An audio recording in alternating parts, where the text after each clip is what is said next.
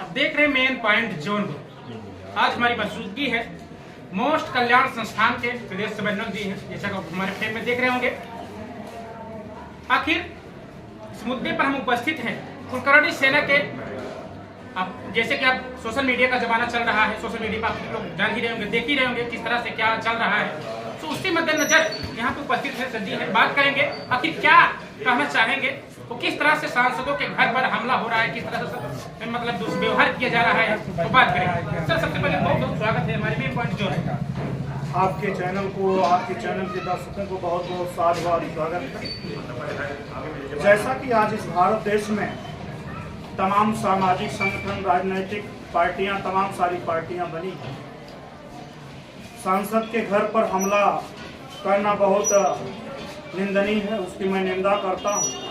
निंदा के साथ साथ मैं उन लोगों से ये कहना चाहता हूं कि जब आपके या भारत देश में तमाम महापुरुष है, तमाम जाति से आते हैं, और जब आपकी जाति के महापुरुष के बारे में कोई कुछ कह दे तो आप हिंदुओं की गुहार लगाते।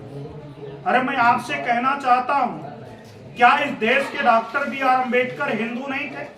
क्या यह भारतीय संविधान डॉक्टर बी आर अम्बेडकर द्वारा जो ये रचित संविधान है, ये क्या भारत देश में नहीं चलता? जब इस संविधान के रचयिता डॉक्टर बी आर अम्बेडकर साहब के ऊपर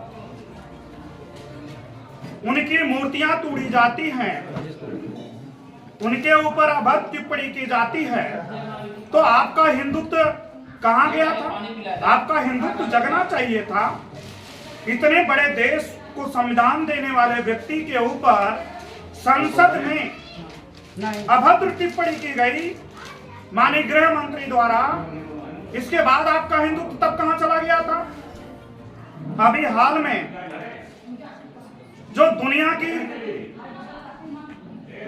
चौथी शक्तिशाली महिला, भारत की पहली शक्तिशाली महिला वीरांगना बहन फूलन देवी के ऊपर आशीष द्विवेदी और सुधाकर मिश्रा द्वारा ऐसी अभद्र टिप्पणी की गई, उसे मैं आपके चैनल पर बोल नहीं सकता, समाज में बोल नहीं सकता। ऐसी अभद्र टिप्पणी पर आपका राजपुताना कहां चला गया था? आपकी सेना का हिंदुत्व तक कहां चला गया था? आज आप हिंदुओं को कह रहे हैं कि सारे हिंदू एक हो जाओ। अरे उस समय आपका हिंदुत्व कहां था? जब ओबीसी, एससी, एसटी के महापुरुषों के ऊपर अभद्र टिप्पणी इस भारत देश में होती है, उनकी मूर्तियां तोड़ी जाती हैं, तब तो आपका हिंदुत्व जगता नहीं। और जब आपके जाति के महापुरुष के ऊपर होता है तो आपका हिंदुत्व जगता है। और आपके चैनल के माध्यम से मैं कहना चाहता हूं, ओबीसी, एससी, एसटी को हिंदुत्व बचाने की जरूरत नहीं है, आप अपना हिंदुत्व बचा लें। हम लोगों को इस कलम युग के कलम को समझना है, हम लोगों को पढ़ना लिखना है। आप धर्म बचाइए, हम लोगों ने बहुत धर्म बचा लिया है, बहुत हिंदुत्व को बचा लिया है। और अब हम इस भारतीय संविधान के साथ साथ बाबा साहब के दिए हुए पढ़ाई के अधिकार को बचाएंगे और पढ़ लिख करके हम नौकरियों की तरफ जाएंगे। हमें हिंदुत्व नहीं बचाना है, आप बचा। मोदी जी बात हो रही थी संविधान, अभी आप संविधान लेकर बैठे, संविधान लेकर बैठे, संसद में संविधान को मतलब चेंज करने की प्रक्रिया चल रही थी, क्या है, क्या कहेंगे उसके? ऐसा है, ऐसा कहने वाले लोगों के ऊपर हंसी आती है जी। जब 2 सितंबर 1946 को इस देश के अंतरिम प्रधानमंत्री के रूप में पंडित जवाहरलाल नेहरू को बनाया गया और 15 अगस्त 1947 को वो देश आजाद हुआ। 1947 को 15 अगस्त 1947 को देश आजाद हुआ और 2 सितंबर 1946 को ही इस देश का अंतरिम प्रधानमंत्री, मतलब देश आजाद होने के 11 महीने पहले ही अंतरिम प्रधानमंत्री बना दिया जाता है। इसके बाद संविधान लिखने का दौर चलता है, तो पूरे भारत में खोजा गया, ना ब्राह्मण में कोई विद्वान मिला, ना क्षत्रिय में कोई विद्वान मिला, ना वैश्य में कोई विद्वान मिला। एक शूद्र का लड़का जिसको कमरे के बाहर पढ़ने के लिए मजबूर किया गया, वह व्यक्ति जो हम ओबीसी एससी एसटी का आइकॉन है, हम लोगों के भगवान हैं, हम लोगों के मसीहा है, डॉक्टर बी आर अम्बेडकर ने संविधान लिखा। जब आपने मेरे बाप से उस समय मुकाबला नहीं कर पाया तो उनकी औलादों से आप मुकाबला नहीं कर सकते हैं। उनकी औलादें आज भी पढ़ी लिखी और वैज्ञानिक और तार्किक है, क्योंकि बुद्ध का डीएनए हम लोगों के अंदर है।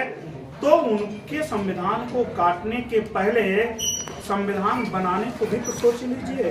अभी ज्यादा दिन नहीं हुआ है, 76, 74, 75 साल पहले आपके पुरखों में दम नहीं था संविधान बनाने के लिए, तो आज 74, 75 साल बाद कौन सा डीएनए जग गया भाई संविधान बना लो। संविधान बनाने के लिए तो पढ़ना चाहिए ना, पढ़े लिखे होना चाहिए ना। और तुम्हारे अंदर कोई विद्वान आज भी नहीं है, न पहले पैदा हुआ, इतिहास गवाह है। नहीं तो बुद्ध से देख लो, डॉक्टर अंबेडकर तक कौन भारत में बुद्धिमान है? तुम्हारे में कोई बुद्धिमान नहीं हुआ। ओबीसी एससी एसटी में ही बुद्धिमान हुआ। अगर कोई तरक्की किया है तो ओबीसी एससी एसटी के लोगों ने किया है। जो कुछ देश को मिला है ओबीसी एससी एसटी के लोगों को मिला है। तमाम ढडोरा पीटते हो आप लोग कि मैंने लड़ा। अरे आप कहाँ लड़े? अरे हमारे नौजवान भारत के बॉर्डरों पर न होते तो भारत कब का गुलाम होगा? तुम्हारी देन है कि भारत की सीमाएं इधर उधर हो गई। जब तक हमारे नेतृत्व में था तब तक भारत की सीमाएं इधर उधर नहीं हुई। सम्राट अशोक को देख लो, भारत की सीमा कितनी थी। राजा वेदरथ के समय देख लो, भारत की सीमा के बदलने की औकात नहीं है। और संविधान अगर आप बदलोगे तो संविधान सभा में आपकी संख्या ज्यादा हो सकती है, सड़कों पर संख्या मेरी ज्यादा है। और जिसकी संख्या ज्यादा होती है वही लास्ट में, नहीं तो तमाम देशों का इतिहास है, संसद भवन में घेर करके ही नष्ट नाबूद करने की जनता ने किया है। और भारत में भी ऐसा हो सकता है। मोदी जी की एक कहावत चल रही है, मतलब बटेंगे तो कटेंगे, क्या कहेंगे आप? देखिए, उन्होंने आज के बहुत पहले बुद्धा के जगाने के बाद हम लोगों में जातियों में बांटने का काम किया। और अब वो लोग अपने आप को खतरा महसूस कर रहे हैं कि हिंदू एक हो जाओ। लेकिन साथियों, आपके दर्शक से मैं कहना चाहता हूँ, जब उनके ऊपर संकट आता है तो हिंदुत्व की बात करते हैं, लेकिन जब नौकरी देने की बात होती है तब हिंदू की बात नहीं करते, तब जाति की बात करते हैं। तरह ओबीसी एससी एसटी के लोग बटे हैं, तभी आज वो शासन सत्ता में है। ओबीसी एससी एसटी के लोग जिस दिन एक हो जाएंगे तो निश्चित रूप से वो भाग जाएंगे और सत्ता उनके हाथ से चले जाएगी। वो उनका कथन अपने डर के लिए है कि हिंदू से अगर बटोगे तो कटोगे। अरे कटोगे बटोगे उनका अफवाह है, वो दूसरी तरफ देश को ले जाना चाहते हैं। और ये तमाम तरह की अफवाह घुमा करके वो नया कुछ गुल खिलाना चाहते हैं, जिसका पर्दाफाश अभी नहीं हुआ है। निश्चित रूप से आने वाले समय में पर्दाफाश। बहुत बहुत धन्यवाद। इस लोकल खबरों के लिए बने रहिए हमारे साथ। मेन पॉइंट जो